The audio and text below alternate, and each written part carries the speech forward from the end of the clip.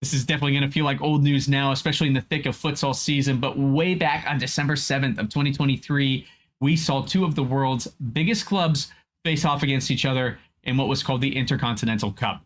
We saw Cascavel, who are Copa Libertadores champions for the second time in a row, face off against Mallorca Palma Futsal, who were the UEFA Champions League champions.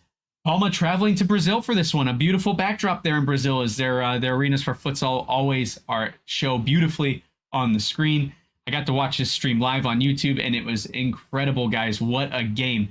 When you take a look at the timing and the schedule for both these teams, you would expect that maybe they would tone it down, since it's not an immediate cup competition that really garners a lot of interest within either country, potentially.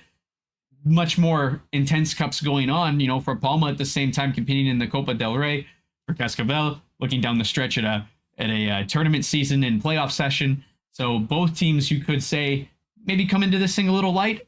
Oh, no, they did not. They came in with all the superstars.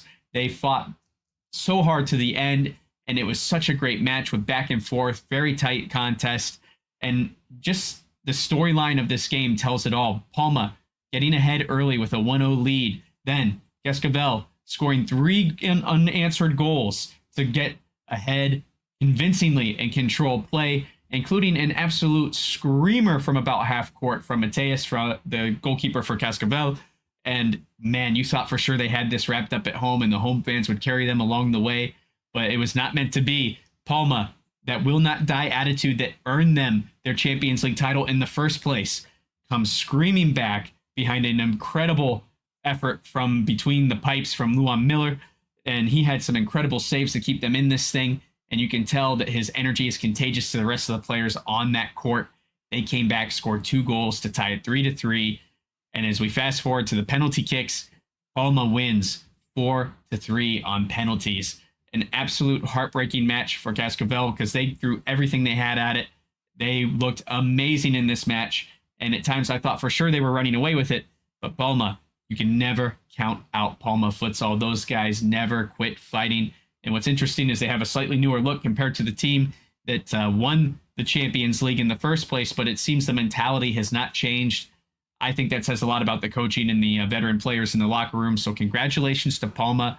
A trip well spent as they flew across the globe for this contest and then flew back home with their second trophy of the calendar year for 2023. Congratulations to them. There was even some really cool posts later on once they got settled back home where fans could take pictures at the home match for Palma at their arena with both trophies. So very cool that they're getting the fans involved and getting them up close and personal as well with the hardware. I always think that's great to make that personal connection, especially for the young people that are interested in this sport. I think that goes a long way. So kudos to them for their effort in growing the sport as well. And I got to say, absolutely full credit to Cascavel as well. Those guys, just because they lost, just because they didn't make it through to the finals in the tournament, either for their playoff race, this is a very dangerous team, and I cannot wait to see how they perform in their next cup contest, not only domestically in Brazil, but looking ahead to the next Copa Libertadores as they look to defend their title again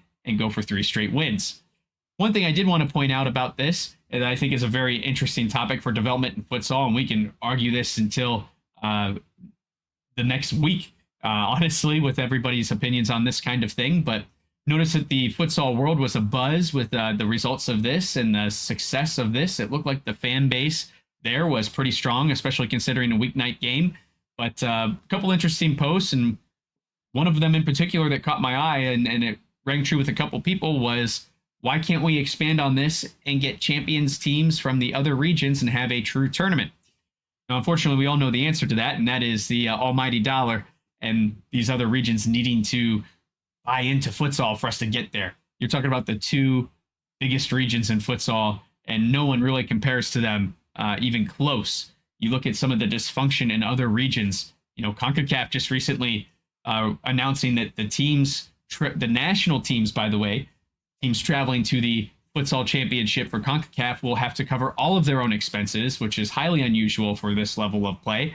And you look again in other regions with dysfunction, and you see the AFC, who continues to delay their club championship matches, even though COVID is well over. they keep finding ways to push out the next one, push out the next one.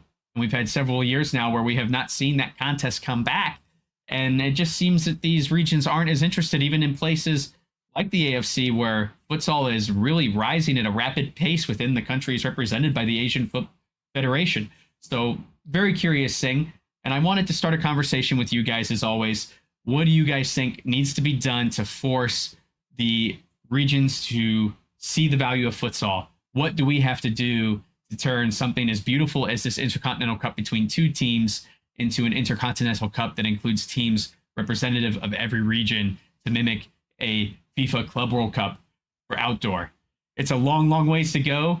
I personally don't think we'll see it in my lifetime, but I'm very curious to see what your guys' buy-in is to a contest like that and what you think it would take to get us there in the long run.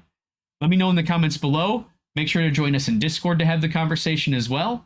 And until I hear from you next time, don't forget to play with your soul.